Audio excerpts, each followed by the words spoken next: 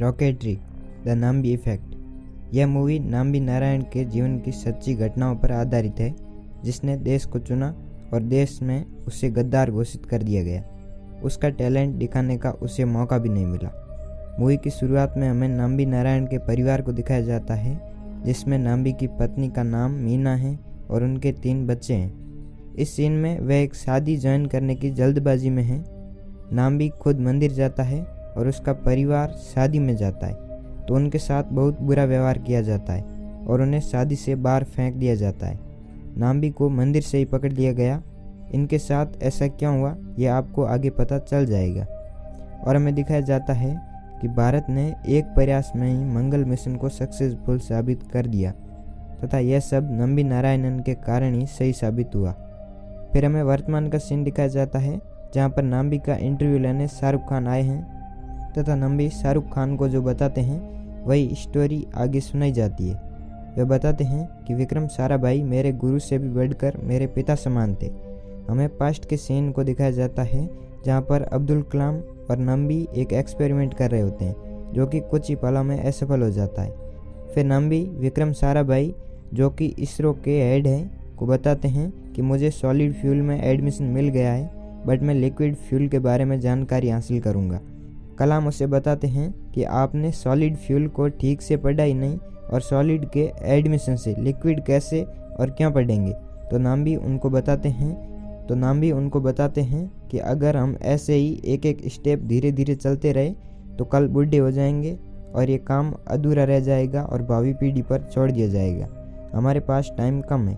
फिर उसे क्लास में दिखाया जाता है, जहाँ पर प्रोफेसर उन्हें पढ़ा रहे हैं और नाम्बी प्रोफेसर को कहता है कि आप थोड़ा गलत बता रहे हो। प्रोफेसर गुस्सा हो जाते हैं और नाम्बी क्लास छोड़ देता है। फिर उसे कुछ स्टूडेंट के साथ एक नाइट पार्टी में दिखाया जाता है, जहाँ पर रशिया का एक स्टूडेंट यूरी नाम्बी को प्रोफेसर क्रोको के बारे में बताता है। वह कहता है कि जो तुम पढ़ना चाहते हो वो तुम्हें क्रोको ही पढ़ा सकते हैं, बट वे कॉलेज में नहीं आते क्योंकि उनकी वाइफ की तबीयत खराब है, इसलिए वे घर पर ही रहते हैं। यहीं से नाम्बी उनके घर पर जाने की ठान लेता है। वह क्रोको के घर जाता है, जहाँ क्रोको अपनी वाइफ को चाय पिला रहे हैं। वे दरवाज़ा खोलते हैं तो नाम्बी उन्हें बताता है कि मैं आपसे लिक्विड फ्यूल के बारे में स्टडी करना चाहता हूँ। तो क्रोको मना कर देते हैं और उसे इग्नोर कर देते हैं। बट वह जाता नहीं, बल्कि काफ़ी देर निवेदन करने के बाद क्रोको मान जाते हैं कि तुम मेरी वाइफ का ख्याल रखोगे और पूरे घर की सफाई करोगे। जो टाइम बचा उसमें मैं आपको लिक्विड फ्यूल के बारे में जानकारी दूंगा। अगले दिन नाम्बी काम पर लग जाता है और फ्री टाइम में वह क्रोको से पढ़ता है। काफ़ी दिनों बाद वह स्टडी कंप्लीट कर अपने घर लौटता है, जहाँ वह अपनी पत्नी मीना को बताता है कि जितना पैसा लोग 5 साल तक नहीं कमा पाते हैं, उतना पैसा मुझे महीने में मिलेगा। नासा की तरफ से मुझे ये ऑफ़र आया है। वह बताता है कि फिर भी मैं मेरे दिमाग को अपने देश के लिए ही समर्पित करूंगा। उसने नासा का इतना बड़ा ऑफ़र ठुकरा दिया सिर्फ देश की तरक्की के लिए, बट इसके साथ क्या किया गया यह आपको बाद में पता चल जाएगा। अब नाम्बी रोल्स रॉय के चेयरमैन से बात करता है और उसका इतना बड़ा उद्देश्य देखकर इंडिया को 400 मिलियन पाउंड के इक्विपमेंट फ्री में दिए जाते हैं। बट एक खुशी की बात नाम्बी विक्रम साराभाई को बताना चाहते हैं, बट वे यह कर नहीं पाते क्योंकि वो गुजर चुके हैं। अब नाम्बी अकेला पड़ चुका है। बीच में ये 1973 के एक सीन को याद करते हैं, जिसमें इन्होंने एक रॉकेट बनाया था तथा लॉन्च के टाइम वह खुद ब्लास्ट हो गया। अब वह इसरो के नए चेयरमैन से बात करते हैं कि फ्रांस में एक Viking liquid fuel rocket engine बनाया जा रहा है। इसके लिए उन्हें कई साइंटिस्ट की ज़रूरत पड़ेगी। हम उन्हें अपना काबिल दिमाग देंगे और बदले में चुपके से लिक्विड फ्यूल टेक्नोलॉजी उनसे सीख लेंगे। चेयरमैन को नाम्बी की बात सही लगती है। यह डील भी डन हो जाती है और नाम्बी के साथ 52 साइंटिस्ट फ्रेंच भाषा सीख कर चलेंगे, ताकि वे फ्रेंच में भी निजी बात करें तो उन्हें पता चल सके और वे वहाँ फ्रेंच नहीं बोलेंगे। फिर हमें दिखाया जाता है कि ये सभी फ्रांस के वर्नन शहर में जाते हैं, जो पेरिस से ऑलमोस्ट 82 किलोमीटर दूर है। वे वहाँ पर चले तो जाते हैं, बट जो उन्हें सीखना था वो सिर्फ आरसीडी में ही किया जाता था और इन्हें आरसीडी में प्रवेश नहीं करने दिया जाता। नाम्बी दिमाग लगाता है कि वाइकिंग इंजन की अपर स्टेबिलिटी मार्जिन बहुत कम है और उन्हीं इसे ठीक कर सकता है। और ये करने पर हमें आरसीडी में प्रवेश भी मिल जाएगा। वह इस इंजन की हेड मिसाइल से मार्जिन के बारे में बात करती है। वे मिसाइल के सामने लाइव प्रूफ भी बताते हैं और इस कारण उन्हें आरसीडी में प्रवेश भी मिल जाता है और वो इस इंजन को ठीक करने के लिए यूनी नाम के एक आदमी को इंडिया से बुलाते हैं। काम स्टार्ट हो जाता है।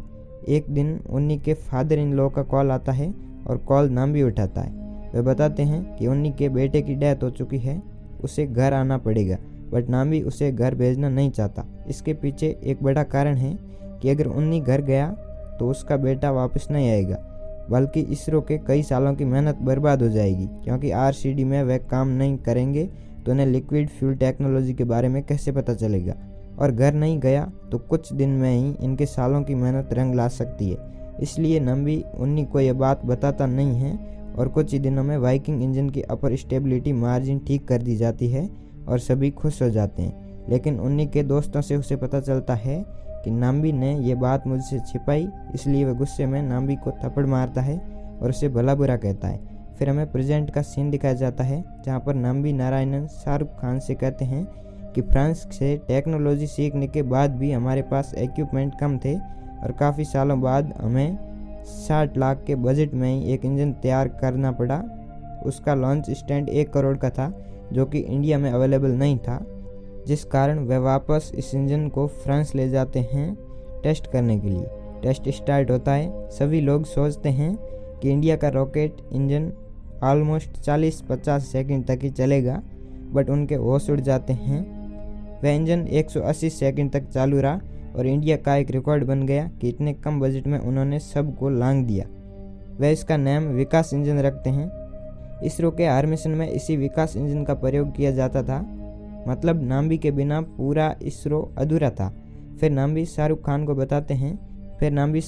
बताते हैं कि अब हमें इस इंजन को स्पेस में उतारने के लिए क्रायोजेनिक इंजन की ज़रूरत पड़ेगी। इसे बनाने में हमारी ज़िंदगी पूरी हो जाएगी, इसलिए ये प्लान बनाते हैं कि हम बनाया हुआ इंजन खरीदेंगे रशिया से। बट यूएस ये नहीं चाहता था।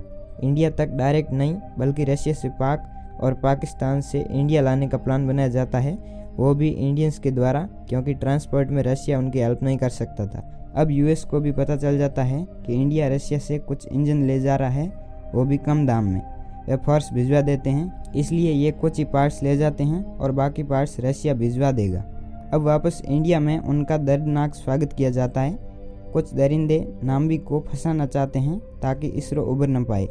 यह हमें स्टार्टिंग वाला सीन दिखाया जाता है जिसमें इनको और इनके परिवार को पीटा गया था और इन्हें अरेस्ट कर लिया गया था।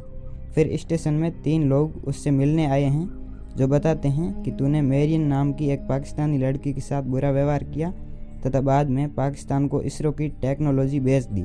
उस पर एक झूठा इल्ज़ाम लगाया जाता है और नाम्बी मना करता है कि मैं मेरियन नाम की किसी भी लड़की से नहीं मिला। इसके ऐसा कहने पर वे लोग इसे मारते हैं तथा उसके मुंह से ये बात उगलवाने का प्रयास करते हैं, बट नाम्बी देशद्रोही नहीं था, वह कुछ भी नहीं कहता। कई सालों तक इन्हें जेल में कोसा जाता है। फिर एक दिन एक सीबीआई ऑफिसर नाम्बी से बात करता है तो नाम्बी उसे बताता है कि जिस दिन ये मुझ पर घिनौना अंजाम लगाया जा रहा था, उस दिन मैं किसी और के साथ नहीं बल्कि इसरो में ही था। वह कुछ प्रूफ चेक करने को कहता है और सीबीआई ऑफिसर मान जाता है और नाम्बी को जैसे तैसे कर छुड़ा लिया जाता है। अब नाम्बी घर जाता है तो देखता है कि उसकी पत्नी मीना ने अपने दिमाग का कंट्रोल खो दिया था। ये हाफ माइंड हो चुकी थी, क्योंकि इनके घर के आगे लोग नाम्बी के पुतले जलाते हैं। उसके परिवार को भी सही से जीने नहीं दिया गया था। अभी तक भी नाम्बी को सिर्फ जेल से छूट मिली थी, उसका केस गलत साबित नहीं हुआ है। फिर एक सीन दिखाया जाता है जिसमें मीना तथा नाम्बी कहीं पैदल जा रहे हैं और बारिश के कारण वह एक ऑटो रुकवा कर उसमें चढ़ते हैं, बट तभी उन्हें लात मारकर ऑटो से बाहर फेंक दिया जाता है। देश में एक महान साइंटिस्ट जो सिर्फ भारत की नहीं बल्कि दुनिया को बदलने की ताकत रखता है, उसे देश ने देशद्रोही बना दिया।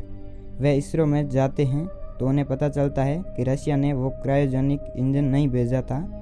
अब उन्नी भी सबके साथ है तथा वह आइडिया देता है कि अगर हम विकास इंजन की स्पीड बढ़ाएंगे और थोड़ा वर्क करें तो हम खुद अपने दम पर अपना मिशन सक्सेसफुल बना लेंगे। बट नाम्बी अभी तक देशद्रोही बना हुआ था। फिर एक सीन में ये परिवार एक शादी में जाता है जहाँ पर भी उनके साथ भेदभाव किया गया। तभी उनके पास कॉल आता है कि आपको कोर्ट ने निर्दोष घोषित कर दिया है। सभी खुश हो जाते हैं, बट इस महान साइंटिस्ट का अधिकतर जीवन देशद्रोही के रूप में बीतता है। फिर हमें दिखाया जाता है कि नाम्बी के विकास इंजन के कारण ही इसरो पहली बार में ही मंगल पहुंच गया। इसी के साथ यह मूवी यहीं पर ख़त्म कर दी जाती है। कुछ लोगों ने ऑलमोस्ट भारत की तरक्की होती देख भारत को ही नाम्बी के खिलाफ खड़ा कर दिया। आशा करता हूँ कि एक्सप्लेनेशन आपको ज़रूर पसंद आया होगा। धन्यवाद।